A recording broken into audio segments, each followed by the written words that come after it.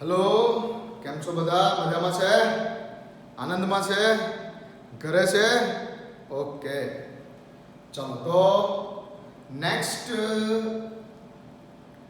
Video સુધીમાં આપણે last time જે આપણે વિડીયો લેક્ચરની અંદર શરૂઆત કરેલી છે ત્યાં સુધીમાં આપણે વજન આધારિત સાંદ્રતાના એકમોમાં ખાસ કરીને મોલાર લીટી અને મોલ અંશ મોલાર લીટી અને મોલ અંશ ને એકબીજામાં કઈ રીતે કન્વર્ટ કરી શકાય તેની વાત કરી. ઠીક છે, ચાલો હવે આજે આપણે વાત કરવાની છે આજથી કદ આધારિત ગુણધર્મો. કદ આધારિત કયા કયા છે? Molarity, normality, formality. ઠીક છે, આ બધા કદ આધારિત ગુણધર્મો વિશે આપણે વાત કરવાની છે. એના પહેલા એક ખૂબ જ અગત્યનો એક ટોપિક છે, એના ઉપર આજે આપણે જઈ રહેલા છે. તો આજનો વિડીયો ખૂબ ધ્યાનથી જોજો, કેમ કે આજે તમને ઘણી બધી નવી જાણકારી મળવાની છે. જે તમને ખબર છે કે ભાઈ અત્યાર સુધી 11મા ધોરણમાં મોલારિટી કે નોર્માલિટી તે બધું આવી ગયું છે અને આપણે બધા એની અંદર પાવરદાર થઈ ગયા છે. હું માનું છું, વેરી ગુડ. બટ આજે જે એક નાની અમથી એક ટોપિકની વાત કરવા આપણે જઈ રહેલા છે, એ ટોપિક વિશે જો ખબર હશે તો કોઈ પણ એક્ઝામ્પલને તમે આમ ચૂટકીઓમાં બતાવી શકશો. તો આજનો એક ટોપિક છે જેની આપણે શરૂઆત કરવા જઈ રહેલા છે, જેનું નામ છે ઇક્વિવેલન્ટ. આ ટોપિકની વાત કરવા જઈ રહેલા છે. શું છે? શરૂઆત કરીએ છીએ વિડીયોની. નોટ લઈ લો, ઇયરફોન લઈ લો અને બેસી જાઓ. ચાલો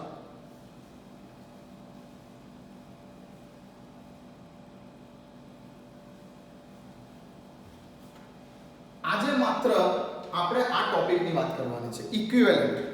હવે આ શું છે ઇક્વિવેલન્ટ? ઇક્વિવેલન્ટ એટલે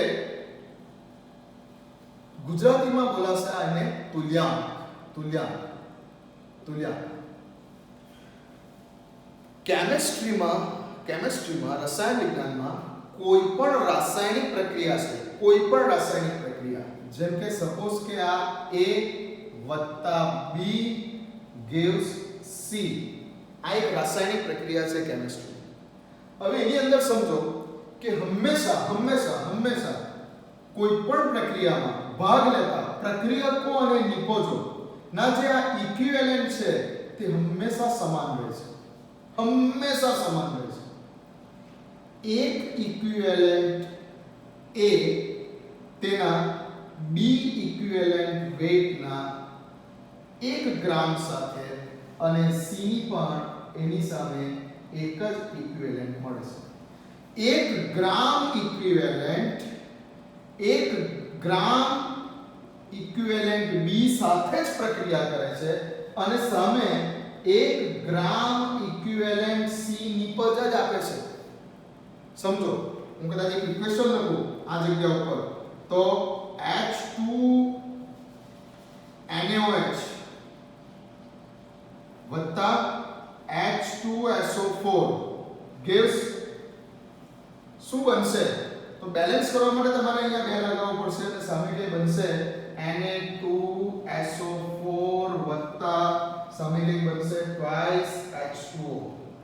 ઓકે, પણ તમે આ જગ્યા ઉપર જોઈ શકો છો કે 2 મોલ NaOH. કેટલા મોલ NaOH ના? 2 મોલ NaOH ની સામે સલ્ફ્યુરિક એસિડ ના કેટલા મોલ છે? 1 મોલ સલ્ફ્યુરિક એસિડ ની સામે Na2SO4 કેટલી નિપજ બને છે? 1 મોલ નિપજ બને છે. ની સામે પાણીના કેટલા બને છે? 2 મોલ નિપજ બને છે. તો મોલ ફેક્ટરમાં કેવું છે? મોલ વાળી ગણતરીમાં કેવું છે કે સમીકરણને બેલેન્સ કરવું પડે છે અને બેલેન્સ કર્યા બાદ જોવાનું છે કે કેટલા મોલ કેટલાની સામે પ્રક્રિયા કરે છે. ઠીક છે, આ મોલ ફેક્ટરમાં આવું છે. બટ જો આપણે આ તુલ્યાંક ફેક્ટરની વાત કરીએ છીએ, ઇક્વિવેલન્ટ ફેક્ટરની વાત કરીએ છીએ, તો કોઈ પણ રાસાયણિક પ્રક્રિયા છે તેને બેલેન્સ કરવાની પણ જરૂર નથી. હંમેશા તેના 1 ગ્રામ ઇક્વિવેલન્ટ પ્રક્રિયકના 1 ગ્રામ ઇક્વિવેલન્ટ સાથે જ પ્રક્રિયા કરે છે અને નિપજમાં પણ સામે 1 ગ્રામ ઇક્વિવેલન્ટ નિપજ જ બનાવે છે. આ કઈ રીતે? ચાલો, તો મેં કીધું ને કે વિડિયોને સમજવાનો છે. શરૂઆત કરીએ છીએ ઇક્વિવેલન્ટ. ઓકે, ચાલો.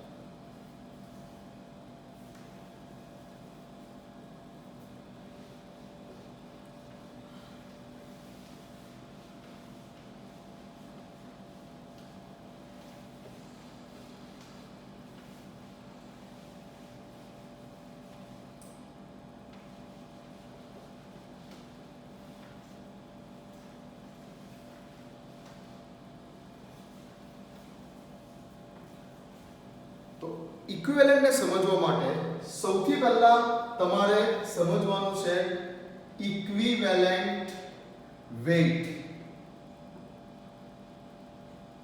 ઇક્વિવેલન્ટ વેઇટ સમજવું પડશે, જેને આપણે ગુજરાતીમાં બોલીએ છીએ તુલ્ય ભાર, અને જે એકચ્યુઅલી આપણને નોર્માલિટીની ગણતરીમાં પણ કામ લાગવાનો છે. આપણે જે આગળ જતા મોલારિટી નોર્માલિટીની કેલ્ક્યુલેશન કરવાની છે તેમાં પણ આ વસ્તુ ઇમ્પોર્ટન્ટ છે, તુલ્ય ભારની ગણતરી. તો ઇક્વિવેલન્ટ વેઇટ, તુલ્યભાર એટલે શું છે? તુલ્યભાર એટલે જનરલી કોઈ પણ પદાર્થનો અણુભાર અને અણુભારના છેદમાં તેનો n ફેક્ટર, જ્યાં આ n ફેક્ટર શું છે? n ફેક્ટર છે જો આપણને આપેલો પદાર્થ એસિડ હોય તો n ફેક્ટર તરીકે તેની બેઝિકતાને ગણવાની છે. જો આપણને આપેલો પદાર્થ બેઝ હોય તો n ફેક્ટર તરીકે તેની એસિડિકતા ગણવાની છે.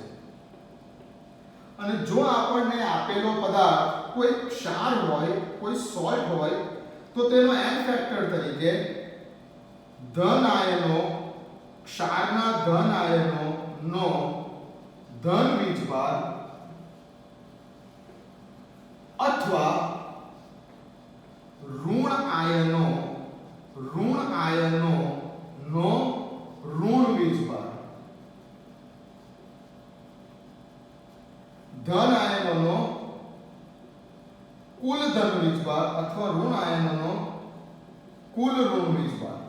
તો પહેલા તો આપણે શરૂઆત કરવાની છે આ શબ્દથી, કે જે આપણને આગળ જતા નોર્માલિટીમાં પણ ઉપયોગમાં આવવાનું છે. તો ઇક્વિવેલન્ટ વેઇટ, તુલ્યભાર એટલે કોઈ પણ પદાર્થનો અણુભાર અને અણુભારના છેદમાં n ફેક્ટર.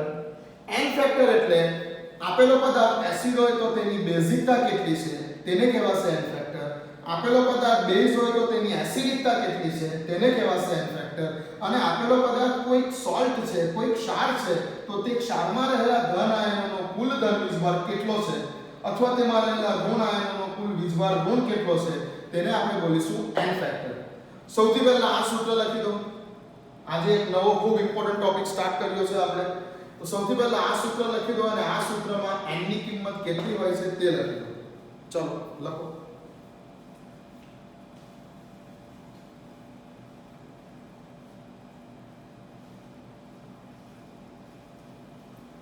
ઓકે, લખી દીધું. ચાલો, તો હવે મારે વાત કરવી છે અમુક ઇમ્પોર્ટન્ટ તમને જે છે તે એસિડ અને બેઝના n ફેક્ટરની વાત આપણે કરીએ તો આ આપણે 11મા ધોરણમાં પણ તમને લખાવેલા છે. અમુક અગત્યના એસિડની સામે તેની બેઝિકતા, અમુક અગત્યના બેઝની સામે તેની એસિડિકતા. તો ફરીથી આપણે અહીંયા ધ્યાનથી રાખજો કે n ફેક્ટરની વાત કરું છું. અહીંયા હું વાત કરીશ n ફેક્ટર કેટલો છે તે. n ફેક્ટર કેટલો છે તે. નંબર 1, હાઇડ્રોક્લોરિક એસિડ માટેના n ફેક્ટરની વેલ્યુ 1 છે. મોનોબેઝિક એસિડ છે. ઓકે, ચલો. નંબર 2, નાઇટ્રિક એસિડ માટેના પણ n ફેક્ટરની વેલ્યુ 1 છે. Number 3, acetic acid CH3COOH n ફેક્ટરની વેલ્યુ કેટલી છે? n ફેક્ટરની વેલ્યુ 1 છે. n ફેક્ટરની વેલ્યુ 1 છે. હવે જનરલી n ફેક્ટરની વેલ્યુ 1 હશે. n ફેક્ટરની વેલ્યુ 1 હશે, તમે બોલી શકશો કે જેટલો અણુભાર છે એટલો તુલ્યભાર છે. જે કોઈ પણ પદાર્થ માટેના n ફેક્ટરની વેલ્યુ 1 છે તેના માટે હંમેશા અણુભાર અને તુલ્યભાર સરખા જ થાય છે. તો કેટલાક અગત્યના લખું છું, વધારે ડિટેલમાં પણ આપણે જઈશું, પણ એ આપણા રેગ્યુલર ક્લાસરૂમ સ્ટાર્ટ થાય પછી. પણ અત્યારે તમે કેટલાક અગત્યના લખી લો અત્યારે. ચલો, એના પછી નંબર 4, H3PO2 ફોસ્ફેનિક એસિડ એના માટેના n ફેક્ટરની વેલ્યુ 1 છે. n ફેક્ટરની વેલ્યુ 1 છે. ચાલો નંબર 5 H3PO3 ના n ફેક્ટરની વેલ્યુ 2 છે. n ફેક્ટરની વેલ્યુ 2 છે. First H3PO3 phosphorous acid, H3PO2 phosphinic acid.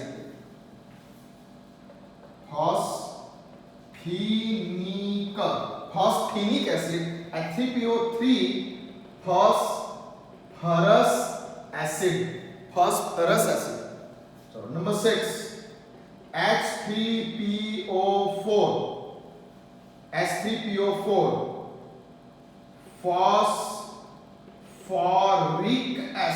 Phosphoric acid n ફેક્ટરની વેલ્યુ 3 છે. ચલો નંબર 7 H2SO4 જાણીએ છે સલ્ફ્યુરિક એસિડ, n ફેક્ટરની વેલ્યુ 2 છે.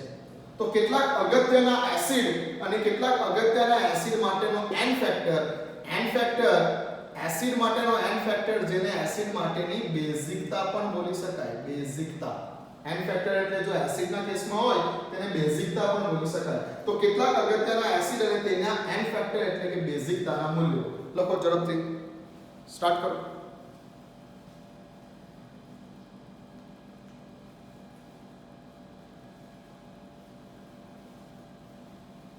ચાલો દેખો હવે વાત કરીએ કેટલાક અગત્યના બેઝ અને ક્ષાર માટેના n ફેક્ટરની.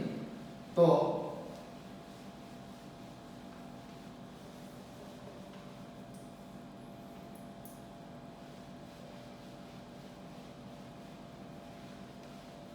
હવે હું કેટલાક બેઝ લખીશ અને બેઝ માટેના n ફેક્ટરની વાત કરીશું. તો હવે કેટલાક અગત્યના બેઝ અને બેઝ માટેના સામે n ફેક્ટર એટલે બેઝના કેસમાં શું બોલાશે? એસિડિકતા. બેઝના કેસમાં શું બોલાશે? એસિડિકતા. ઠીક છે. ચલો તો લઈએ પહેલા આપણે NaOH. એસિડિકતાનું મૂલ્ય એટલે કે n ફેક્ટરની વેલ્યુ 1 છે. બીજું લઈએ આપણે KOH, તેના માટે પણ 1 છે. ઠીક છે. બાયકાર્બોનેટ, સોડિયમ બાયકાર્બોનેટ 1 છે. તો આ રીતે અમુક બેઝ કે જેના માટેના કેલ્શિયમ હાઇડ્રોક્સાઇડ n ફેક્ટરની વેલ્યુ 2 છે. મેગ્નેશિયમ હાઇડ્રોક્સાઇડ n ફેક્ટરની વેલ્યુ 2 છે. તો આ રીતે કેટલાક અગત્યના બેઝ કે જેના માટેની એસિડિકતા એટલે તેનો n ફેક્ટર કેટલો છે. ઓકે હવે આગળ વાત કરીએ છીએ આપણે કે ક્ષાર માટે જો આપણને કોઈ ક્ષાર આપેલો હોય, એસિડ નથી આપ્યો, બેઝ નથી આપ્યો અને કોઈ ક્ષાર આપેલો છે, કોઈ સોલ્ટ આપેલો છે, એસિડ અને બેઝ વચ્ચે પ્રક્રિયા થવાથી શું બને? ક્ષાર બને. તો મારે ક્ષાર વચ્ચેના n ફેક્ટરની વાત કરવી છે. ક્ષાર માટેના n ફેક્ટરની વાત કરવી છે. ચાલો તો કોઈ સોલ્ટ તરીકે આપણે લઈએ સપોઝ કે નંબર 1 NaCl. તો NaCl માટેનો n ફેક્ટર કેટલો? તો જ્યારે કોઈ સોલ્ટ આપેલો હોય તો સોલ્ટ માટેનો n ફેક્ટર શું છે? તે સોલ્ટ પાસે રહેલા ધન આયનો ઉપર રહેલો ધન વીજભાર કેટલો છે અથવા ઋણ આયન પાસે રહેલો ઋણ વીજભાર કેટલો છે. તો આ ક્ષાર માટેના n ફેક્ટરની વેલ્યુ કેટલી? તો Na પ્લસ અને Cl માઈનસ, ધન આયન પરનો ધન વીજભાર કેટલો +1 અથવા ઋણ આયન પરનો ઋણ વીજભાર કેટલો -1. તો n ફેક્ટરની વેલ્યુ 1 છે. NaCl માટેના n ફેક્ટરની વેલ્યુ 1 છે. સોલ્ટ માટેની વાત ચાલે છે. નંબર 2 ચલો Na2SO4. હવે Na2SO4 માં જો આપણે આ આયનીકરણ બતાવીએ તો 2 વખત Na પ્લસ લખો અથવા લખો બીજો ઋણ આયન તરીકે SO4 -2 બતાવો. હવે n ફેક્ટરની વેલ્યુ એટલે ક્યાં તો ધન આયન પરનો કુલ ધન વીજભાર ક્યાં તો ઋણ આયન પરનો કુલ ઋણ વીજભાર. હવે ધન આયન પરનો કુલ ધન વીજભાર Na પ્લસ પણ 2 વખત એટલે +2 કહેવાય અથવા SO4 -2 એટલે આખાની ઉપર -2 કહેવાય. તો તેનો n ફેક્ટર કેટલો છે? 2 છે. n ફેક્ટરની વાત ચાલે છે. ઠીક છે. ઓકે બીજો કોઈ સોલ્ટ લઈએ, નંબર 3 લઈએ, AlCl3. તો આનો n ફેક્ટર કેટલો? તો ફરી પાછું આનું આયનિક નામ બતાવો, Al+3 લખીશું અને 3 ટાઈમ્સ Cl- લખીશું. તો એલ્યુમિનિયમ ની ઉપર +3 ચાર્જ, ક્લોરીન એક ક્લોરીન ની ઉપર -1 ચાર્જ, તો ટોટલ કેટલો થયો? 3 ક્લોરીન એટલે -3 ચાર્જ, એટલે n ફેક્ટર કેટલો? 3. તો જ્યારે આપણે ક્ષારની વાત કરતા હોઈએ ત્યારે આપણે n ફેક્ટર ને આ રીતે શોધીશું. તો ક્લિયર છે n ફેક્ટર કેવી રીતે શોધવાનું છે તે? એસિડના કેસમાં બેઝિકતા, બેઝના કેસમાં એસિડિકતા, અને જો ક્ષાર આપેલો હોય તો આપણે આ ટાઈપે એનો n ફેક્ટર શોધવાનો છે. લખો.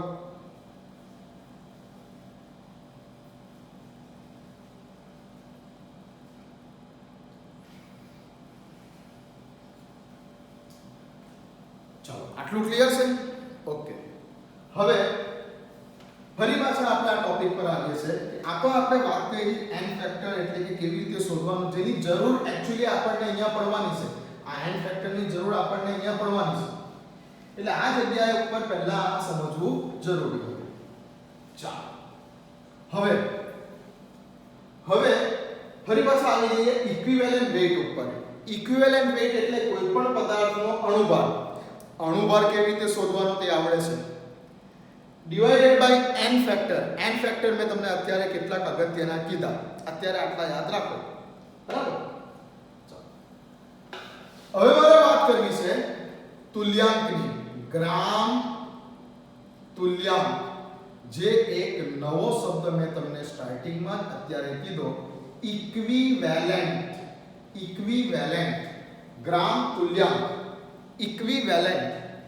ગ્રામ તુલ્યાંક એટલે શું? ગ્રામ તુલ્યાંક એટલે કોઈ પણ પદાર્થનું વજન, કોઈ પણ પદાર્થનું વજન, કોઈ પણ પદાર્થનું વજન ના છેદમાં તે પદાર્થનો તુલ્ય ભાર. યાદ રાખો, ગ્રામ ઇક્વિવેલન્ટ એટલે કોઈ પણ પદાર્થનું વજનના છેદમાં તેનો તુલ્ય ભાર. ઇક્વિવેલન્ટ વેઇટ, તુલ્ય ભાર.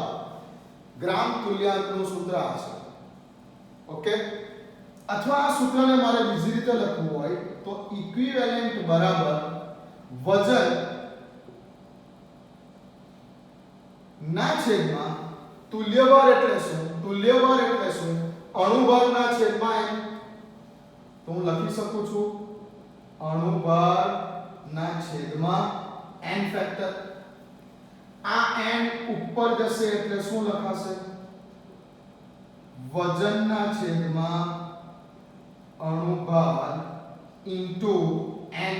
આવું લખાશે ઉપર જશે એટલે. આ n ઉપર જશે એટલે. હવે વજનના છેદમાં અણુભાર એટલે શું? તો વજનના છેદમાં અણુભાર એટલે તો મોલ આપણે બોલીએ છીએ. તો મોલ ગુણ્યા n ફેક્ટર.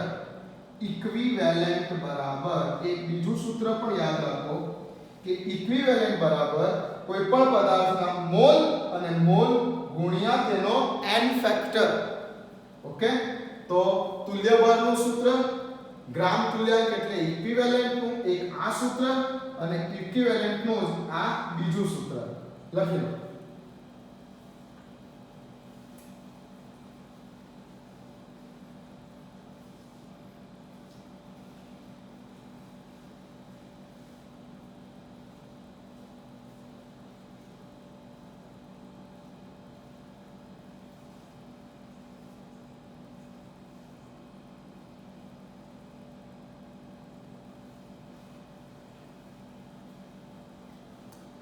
ચાલો લખી લીધું?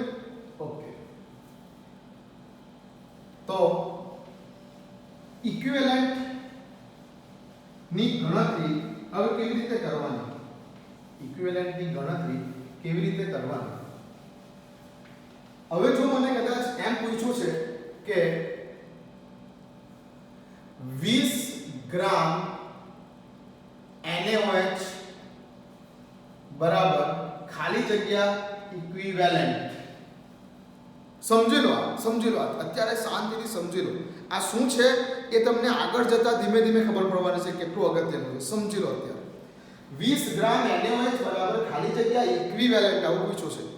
તો ઇક્વિવેલન્ટ શોધવા માટેનું સૂત્ર શું છે? પદાર્થનું વજન વજનના છેદમાં તેનો તુલ્ય ભાર.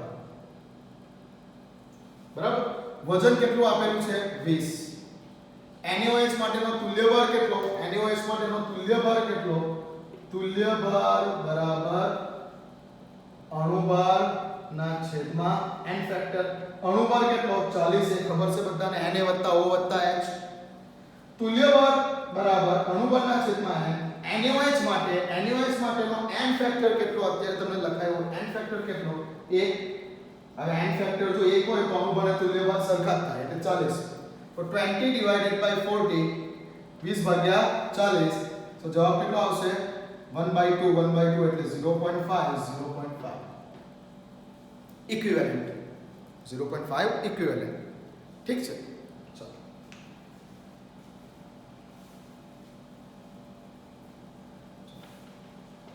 એ જ રીતે બીજું પૂછું કે 0.49 ગ્રામ H2SO4 બરાબર ખાલી જગ્યા ઇક્વિવેલન્ટ. ચાલો ફરીથી ઇક્વિવેલન્ટ બરાબર વજન વજનના છેદમાં તુલ્ય ભાર. વજન કેટલું છે? 0.49. તુલ્ય ભાર કેટલો છે? તુલ્ય ભાર બરાબર અણુભારના છેદમાં n. સલ્ફ્યુરિક એસિડ અણુભાર કેટલો છે? 98. તેના માટેનો n ફેક્ટર કેટલો છે? 2 છે. અત્યારે આગળ લખાયું વિડિયોમાં તમે જરાક આગળ જઈને જોશો તો સલ્ફ્યુરિક એસિડ માટેના n ફેક્ટરની વેલ્યુ આપણે 2 લખી. 2 કેટલું આવશે? 49. તુલ્ય ભાર 49. તુલ્ય ભાર 49 ડિવાઈડ કરો કેટલો આન્સર આવશે? 0.01. તો આ રીતે આપણે ઇક્વિવેલન્ટની ગણતરી કરવાની છે. પહેલા તો ઇક્વિવેલન્ટની ગણતરી શીખવાની છે. બસ ઇક્વિવેલન્ટની ગણતરી શીખી લો. કોઈ પણ પદાર્થનું વજનના છેદમાં તેનો તુલ્ય ભાર અથવા કદાચ મોલ આપેલા હોય. ચાલો આ લખી લો.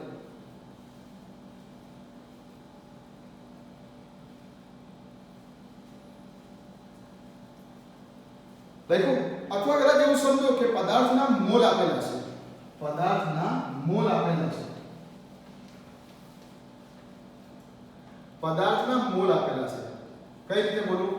સપોઝ કે અહીંયા મને કીધું છે કે આ જગ્યા ઉપર મને કીધું છે કે 0.5 મોલ H2SO4 બરાબર ખાલી જગ્યા ઇક્વિવેલન્ટ.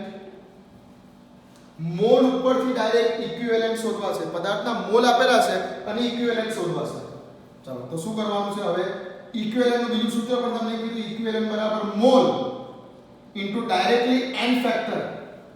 ઇક્વિવેલન્ટ બરાબર મોલ ઇન્ટુ ડાયરેક્ટ તેનો n ફેક્ટર. મોલ આપણે ડાયરેક્ટ જ આપેલા છે 0.5. ઓકે 0.5 ઇન્ટુ તેનો n ફેક્ટર કેટલો? 2. સલ્ફ્યુરિક એસિડ માટેનો n ફેક્ટર કેટલો? 2. એક ઇક્વિવેલન્ટ. બોલો સમજ પડે છે? મોલ આપ્યો હોય તો આપેલા મોલને તેના n ફેક્ટર સાથે ગુણી કરવાનો તો ડાયરેક્ટલી આપણને ઇક્વિવેલન્ટની વેલ્યુ મળી જાય. ઠીક? ઓકે લખો.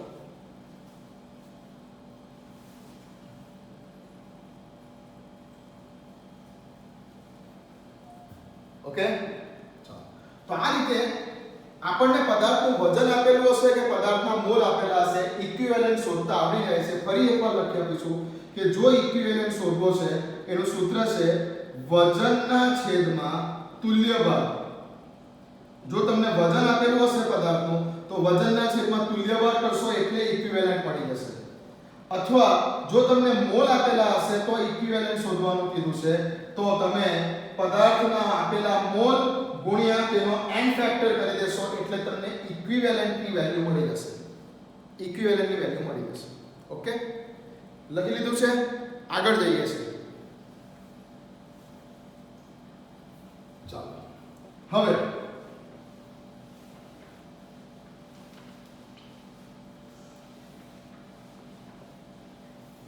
મેં તમને શરૂઆતમાં કીધું કે કોઈ પણ રાસાયણિક પ્રક્રિયા છે, પ્રક્રિયક A + B gives C + D.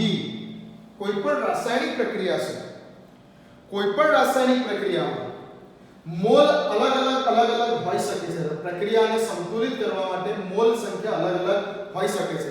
2 mall A વત્તા 3 મોલ B gives C વત્તા ફરી પાછું સમજો કે 3 મોલ D. મોલ સંખ્યા અલગ-અલગ હોઈ શકે છે. રાસાયણિક પ્રક્રિયાને સંતુલિત કરવા માટે મોલ સંખ્યા અલગ-અલગ હોઈ શકે છે, પણ હંમેશા કોઈ પણ રાસાયણિક પ્રક્રિયામાં પ્રક્રિયકો અને નિપજોના ગ્રામ ઇક્વિવેલેન્ટ હંમેશા સરખા જ હોય. તો કહેવાનો અર્થ એ છે કે આ જગ્યા ઉપર 1 ગ્રામ ઇક્વિવેલેન્ટ એ 1 ગ્રામ ઇક્વિવેલેન્ટ B સાથે જ પ્રક્રિયા કરશે. Capital A પ્રક્રિયકનો 1 gram A capital B પ્રક્રિયકના 1 ગ્રામ સાથે જ પ્રક્રિયા કરશે. સામે કેપિટલ C નિપજના પણ 1 ગ્રામ ઇક્વિવેલેન્ટ જ મળશે અને કેપિટલ D નિપજના પણ 1 ગ્રામ ઇક્વિવેલેન્ટ જ મળશે. 1 ગ્રામ પ્રક્રિયક 1 ગ્રામ પ્રક્રિયક સાથે જ પ્રક્રિયા કરે. 1 ગ્રામ ઇક્વિવેલેન્ટ સાથે જ પ્રક્રિયા કરે અને સામે 1 ગ્રામ ઇક્વિવેલેન્ટ એ 1 ગ્રામ ઇક્વિવેલેન્ટ અનુરૂપ જ નિપજ આપશે. સમજો તમે આ કોન્સેપ્ટને. હું તમને અત્યારે એક એક્ઝામ્પલ લઈને બતાવીશ. ઠીક છે? આપણે એક્ઝામ્પલ લઈને સમજીએ. ચાલો આપણે એક્ઝામ્પલ લઈને સમજીએ. એક્ઝામમાં નહીં સમજ પડે, આપણે એક એક્ઝામ્પલ લઈ લઈએ. ચલો એક્ઝામ્પલની અંદર હું લઉં છું અત્યારે સપોઝ કે મારે H2SO4 ની પ્રક્રિયા NaOH સાથે કરવી છે. મારે H2SO4 ની પ્રક્રિયા NaOH સાથે કરવી છે અને નિપજ બને છે સામે Na2SO4 અને વત્તા H2O. આવી નિપજ બને છે. હવે મારે તમને એવું પૂછવું છે કે અહીંયા કેટલા ગ્રામ H2SO4 કેટલા ગ્રામ NaOH સાથે પ્રક્રિયા કરશે? કેટલા ગ્રામ H2SO4 કેટલા ગ્રામ NaOH સાથે પ્રક્રિયા કરશે? બરાબર? એટલે સૌથી પહેલા તો તમારે શું કરવું પડે? સમીકરણને સંતુલિત કરવું પડે. આ સમીકરણને સૌથી પહેલા તમારે શું કરવું પડે? સંતુલિત કરવું પડે. સંતુલિત કરવા માટે Na2 છે એટલે અહીંયા તમે 2 લગાવશો. ઠીક છે? અહીંયા 2 લગાવશો એટલે Na2 આવી ગયું, SO4 ઓકે બેલેન્સ, આ જગ્યા ઉપર H2O ઓકે H2O બેલેન્સ. તો હવે સમીકરણને સંતુલિત કર્યું. હવે સમીકરણને સંતુલિત કર્યા બાદ આપણને ખબર પડે છે કે આ જગ્યા ઉપર સલ્ફ્યુરિક એસિડના કેટલા મોલ છે? 1 મોલ સલ્ફ્યુરિક એસિડ છે અને NaOH ના કેટલા છે? તો NaOH ના કેટલા મોલ છે? 2 મોલ NaOH છે. નિપજમાં આ જગ્યા પર Na2SO4 ના 1 મોલ નિપજ છે અને H2O માં 2 મોલ નિપજ છે. ઓકે. તો આ પ્રક્રિયા કરવા માટે સલ્ફ્યુરિક એસિડના 1 મોલની સામે NaOH ના 2 મોલ વાપરવા પડે છે. 1 મોલની સામે 2 મોલ વાપરવા પડે છે. ઠીક છે? હવે 1 મોલ એટલે જો હું વજનની વાત કરું, જો હું નોર્મલ વજનની વાત કરું તો 1 મોલ બરાબર વજનના છેદમાં અણુભાર. મોલ બરાબર વજનના છેદમાં અણુભાર. 1 મોલ છે એટલે લગભગ 98 ગ્રામ આવશે. અણુભારની મોલ બરાબર વજનના છેદમાં અણુભાર 98 ગ્રામ આવશે.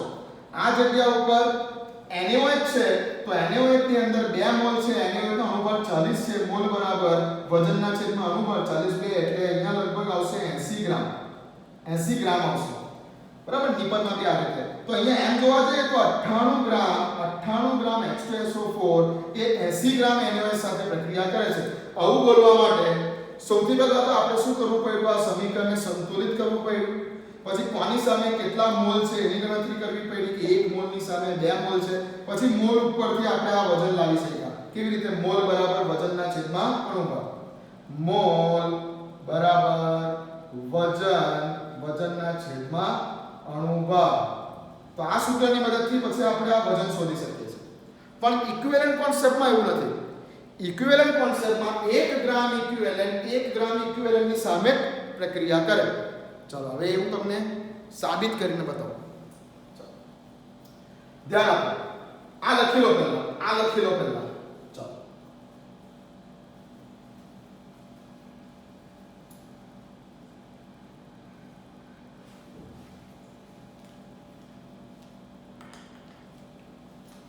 આટલું લખી લીધું.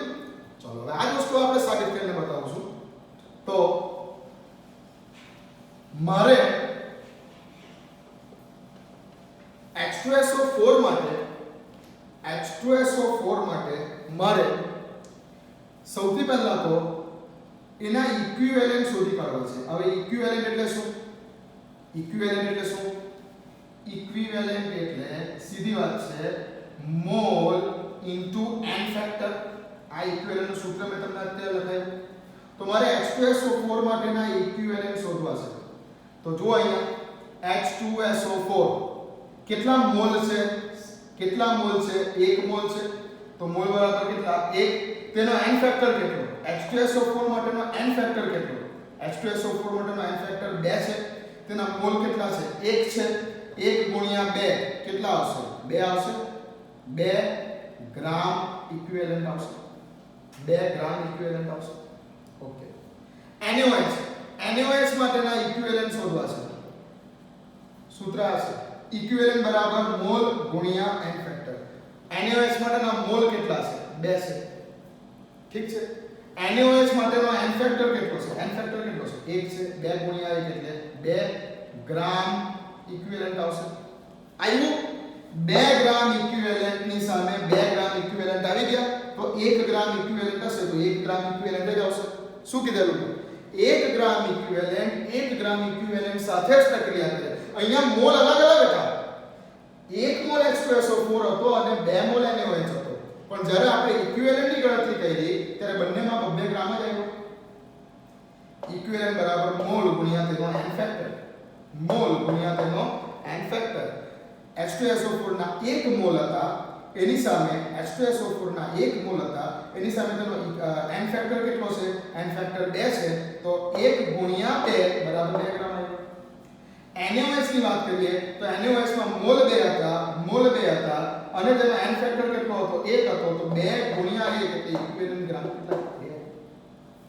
જોઈ લો, મોલ સંખ્યા અલગ અલગ હતી પણ ઇક્વિવેલન્ટ સરખા જ આવે છે.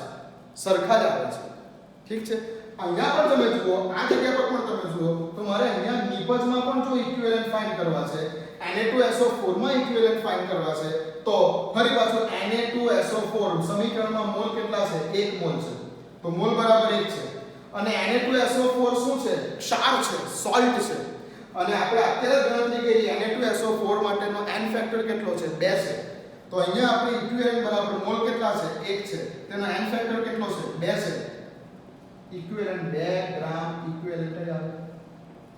2 ગ્રામ 2 ગ્રામ 2 ગ્રામ કોઈ પણ સમીકરણ હોય, કોઈ પણ સમીકરણ હશે તેના ગ્રામ ઇક્વિવેલન્ટ હંમેશા સરખા રહેશે. રાસાયણિક પ્રક્રિયામાં પ્રક્રિયા કરતા પ્રક્રિયકો અને નિપજોના ગ્રામ ઇક્વિવેલન્ટ હંમેશા સરખા રહે છે. લખો.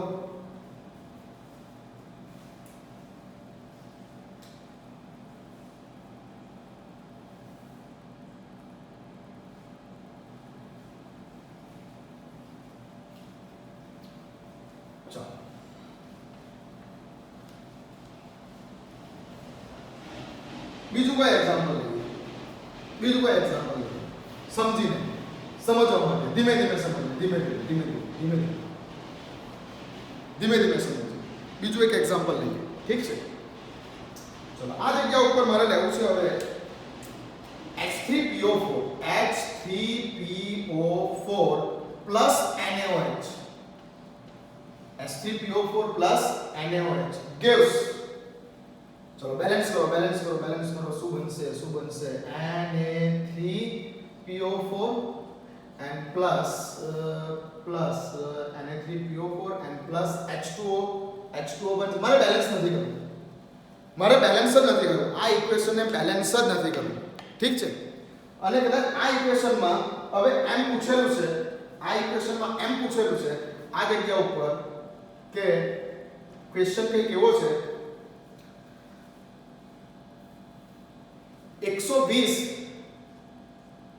120 ગ્રામ NaOH સાથે પ્રક્રિયા કરવા H3PO4 ના ખાલી જગ્યા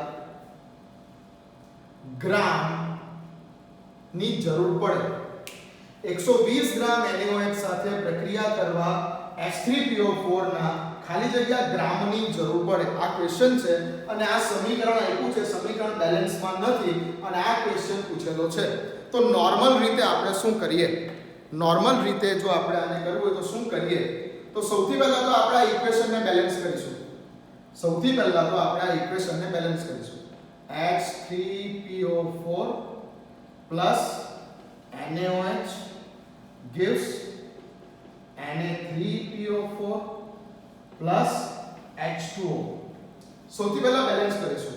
Na3 છે તો 3NaOH and 3H2O. આ સમીકરણને હવે આપણે બેલેન્સ કરી દીધું. બેલેન્સ કરી દીધું પછી આપણે જો નોર્મલ રીતે ગણતરી કરવી હોય, નોર્મલ રીતે તો આપણે મોલ આપણે વાત કરીએ તો આના 1 મોલ, આના 3 મોલ, આના 1 મોલ અને આના 3 મોલ. તો હવે આ મોલની વાત કરતી હતી. મોલ ઉપરથી આપણે વજનની વાત કરીએ. મોલ ઉપરથી આપણે વજનની વાત કરીએ. તો આનો અનુભાગ શોધો. આનો અનુભાગ શોધો.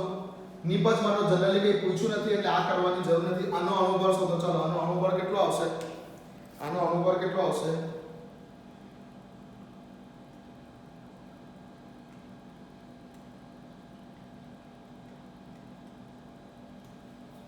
98 આવશે. 98 એટલે મોલ બરાબર વજનના છેદમાં અનુભાગ. મોલ કેટલા છે? 1 મોલ છે. તો વજન મારે શોધવું છે. અનુભાગ 98 આવે છે. 98 ઉપર ગુણાશે એટલે 98 ગ્રામ આવશે. 98 ગ્રામ આવશે. ઠીક છે. ચાલો NaOH માટેના 3 મોલ છે. NaOH માટેના 3 મોલ છે. NaOH માટેના 3 મોલ છે. તો 3 મોલ છે તો અનુભાગ કેટલો છે? તેનો 40 છે. મોલ બરાબર વજનના છેદમાં અનુભાગ. વજન બરાબર કેટલા? 3 ગુણ્યા 40 એટલે 120 ગ્રામ આવશે. તો અહીંયા તો જનરલી 120 ગ્રામની સામે 98 ગ્રામ જનરલી જવાબ આવી જાય છે બોલતી. પણ ચાલો કદાચ અહીંયા 120 ગ્રામની સામે કેટલો H3PO4 જોઈએ? 98. આ તો નોર્મલ ઓર્ડિનરી એક્ઝામ્પલ તરીકે દાખલો. પણ અહીંયા 120 ગ્રામ નથી, 20 ગ્રામ છે. ચાલો 20 ગ્રામ NaOH છે. 20 ગ્રામ NaOH છે. તો હવે કેટલા આવશે? અહીંયા તો કેટલા છે? 120 ગ્રામ છે. ઓકે, આ રેશિયો તો બરાબર છે. 3 મોલ નું વજન આટલું. 1 મોલ નું વજન આટલું. સમીકરણને સંતુલિત કર્યા બાદ આપણને ખબર પડે છે કે પ્રક્રિયામાં H3PO4 ના 1 મોલ સાથે પ્રક્રિયા કરવા માટે NaOH ના 3 મોલ વપરાય છે.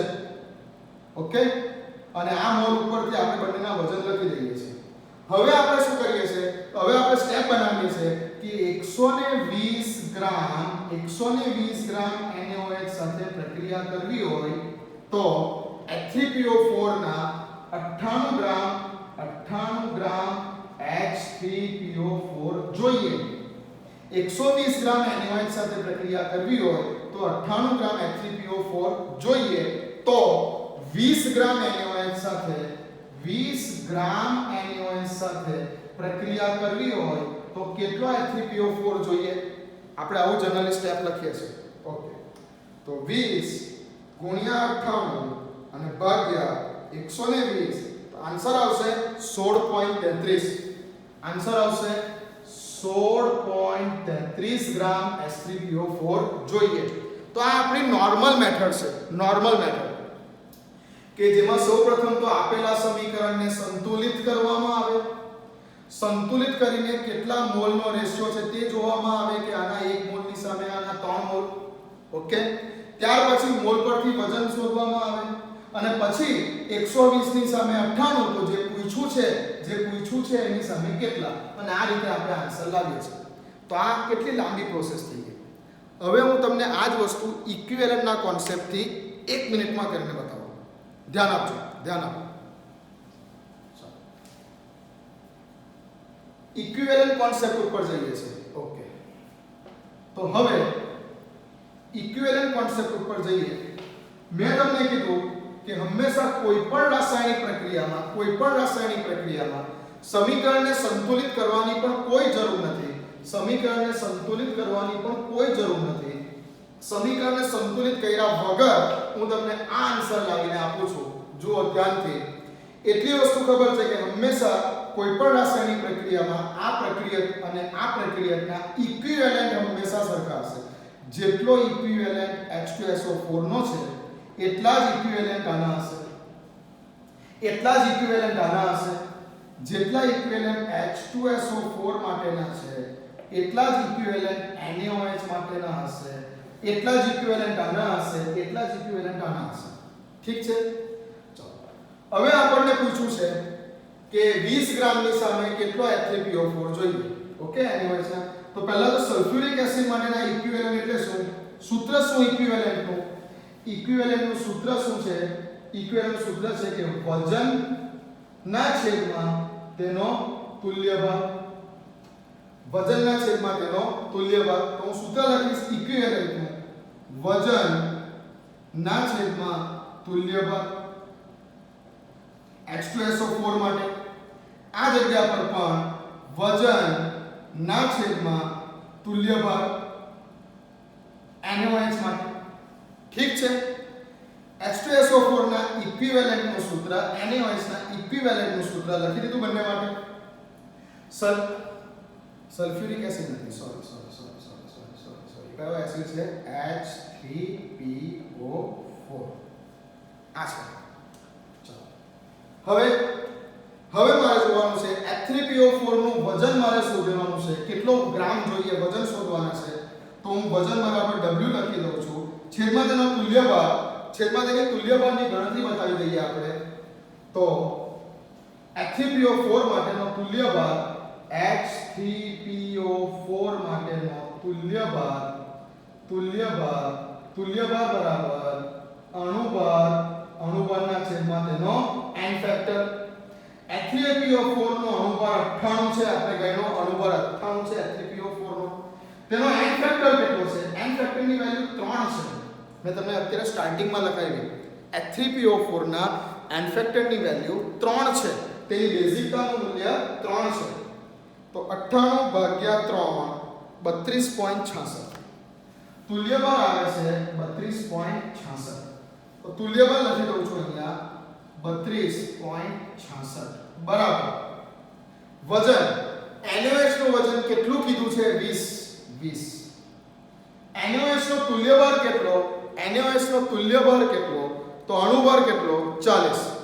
અણુભાર 40 છેદમાં n ફેક્ટર NaOH માટે તો જેટલો અણુભાર એટલો તુલ્યબળ ને. તો તુલ્યબળ કેટલો? 40. ઠીક છે. ચલો હવે મારે W શોધવું છે. W બરાબર 20 ગુણ્યા 32.66 ભાગ્યા 40 આવે છે. 20 * 40 અને આ કેન્સલ થશે. 32.66 ભાગ્યા 2 કરશો એટલે 16.32 ગ્રામ આવી જશે. 16.32 સમીકરણને બેલેન્સ કર્યું નથી. સમીકરણને આપણે બેલેન્સ કર્યું નથી અહીંયા. આ જગ્યા ઉપર સમીકરણને બેલેન્સ કર્યા વગર ખબર પડી ગઈ કે આટલા ગ્રામ NaOH ની સામે H3PO4 ના કેટલા ગ્રામ જોઈએ પ્રક્રિયા કરવા માટે. કેમ કે બંનેના ઇક્વિવેલન્ટ સરખાવી દીધા. જવાબ આવી ગયો. ઓકે. જાદુ નહીં, કેમિસ્ટ્રી. ચલો પતાવો.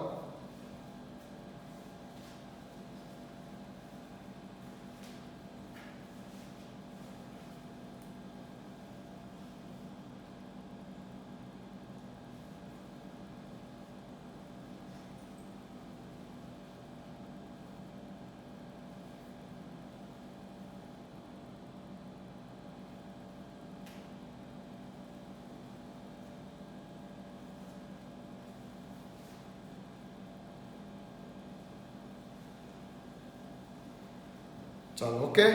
તો આ રીતે આપણે કોઈ પણ રાસાયણિક પ્રક્રિયાને સંતુલિત કર્યા વગર એ રાસાયણિક પ્રક્રિયામાં આપેલા અમુક પ્રક્રિયા કે અમુક જે નિપજ છે તેના કેટલા ગ્રામની સામે પ્રક્રિયા કરવા માટે કેટલા ગ્રામ પ્રક્રિયક જોઈએ તેની ગણતરી કરી શકીએ છીએ. ઓકે. ઝડપથી બીજું એક એક્ઝામ્પલ લેવું છે. બીજું એક એક્ઝામ્પલ. ઓકે લઈ લઈએ.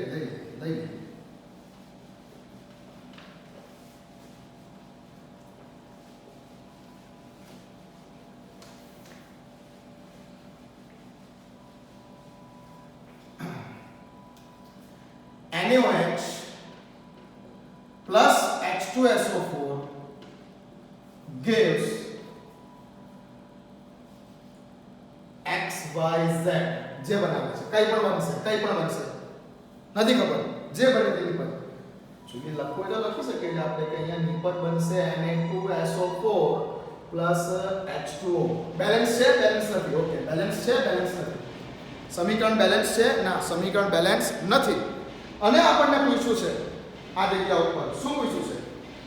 આપેલ પ્રક્રિયામાં 490 ગ્રામ H2SO4 સાથે પ્રક્રિયા કરવા ખાલી જગ્યા ગ્રામ NaOH ની જરૂર પડે. હવે મારે અહીંયા સમીકરણને સંતુલિત નથી કરવાનું, બાકી જનરલી મોલ કોન્સેપ્ટ થી વિચારીએ. આપણે મોલની રીતે ગણતરી કરવી હોય તો બેલેન્સ કરવું પડે. અહીંયા Na2 છે, અહીંયા 2 લાવવા પડે, પછી આના 2 મોલની સામે આનો 1 મોલ, તો 1 એ 2, તો આટલા 1 કેટલા, અને આ ટાઈપની બધી ગણતરી કરવી પડે. ઓકે, મોલ કોન્સેપ્ટ થી જવું હોય તો. પણ આપણે મોલ થી ગણતરી નથી કરવી, આપણે ગણતરી કરવી છે ઇક્વિવેલન્ટ કોન્સેપ્ટ થી. તો મને ખબર છે કે જેટલા ઇક્વિવેલન્ટ NaOH ની જરૂર પડશે એટલા જ ઇક્વિવેલન્ટ H2SO4 ની પણ જરૂર પડશે. અને કદાચ નિપજ પૂછ્યું છે તો એટલા જ ઇક્વિવેલન્ટ Na2SO4 પણ બનશે, અને એટલા જ ઇક્વિવેલન્ટ H2O પણ બનશે. બરાબર?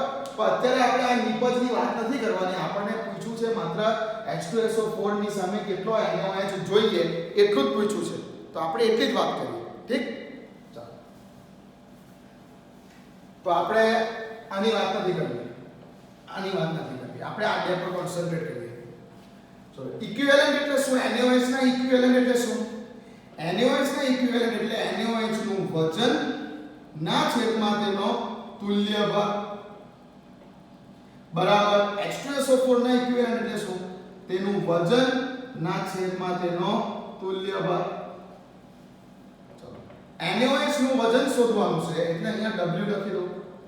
તુલ્ય ભાર NaOH નો કેટલો? 40. અણુભાર એટલો તુલ્ય ભાર. અહીંયા H2SO4 નું વજન કેટલું? H2SO4 નું વજન કેટલું? 490 ગ્રામ કીધેલું છે. H2SO4 નો તુલ્ય ભાર કેટલો આવે? જનરલી ખબર છે ને, તુલ્ય ભાર બરાબર અણુભારના છેદમાં n. અણુભાર કેટલો? 98. તુલ્ય ભાર n ની વેલ્યુ કેટલી? 2. જવાબ કેટલો આવશે? 49. તુલ્ય ભાર H2SO4 માટે અણુભાર ભાગ્યા બેઝિકતા 2 છે. 49. તુલ્ય ભાર કેટલો આવશે? 49. ઠીક છે. હવે મારે કેટલું NaOH જોઈએ? ઓકે, તો W ને સૂત્ર કરતા બનાવો. W બરાબર 40 ઉપર જશે ચોકડી ગુણાકારમાં. 490 ગુણ્યા 40 ભાગ્યા કેટલા? 49. 49 કર, અહીંયા 10 એટલે 400 ગ્રામ NaOH ની જરૂર પડે. ખતમ. બરાબર? મોલ કોન્સેપ્ટ થી વિચારતે તો પહેલા તો સમીકરણને સંતુલિત કરવો પડે. કેટલાને સમીકરણને સંતુલિત કરવામાં પણ બહુ પ્રોબ્લેમ થાય. સમીકરણ સંતુલિત કરવામાં પણ કેટલાને ઘણો ટાઈમ નીકળી જાય એક્ઝામમાં. તો સમીકરણને સંતુલિત કરવાની કોઈ જરૂર નથી, ડાયરેક્ટ જ આપણે ઇક્વિવેલન્ટને સરખાવીને જવાબ લાવી શકીએ છીએ. બરાબર? ચાલો લખો.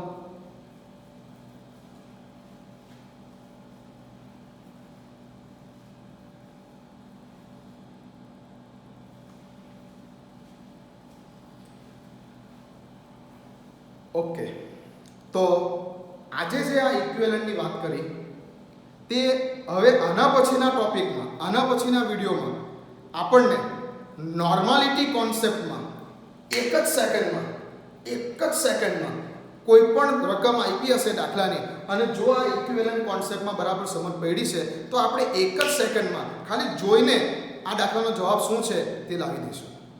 તો બરાબર આની પ્રેક્ટિસ કરો, અને નેક્સ્ટ વિડીયોમાં આપણે મોલારિટી અને નોર્માલિટી વાળા કોન્સેપ્ટ ઉપર આગળ વધીશું.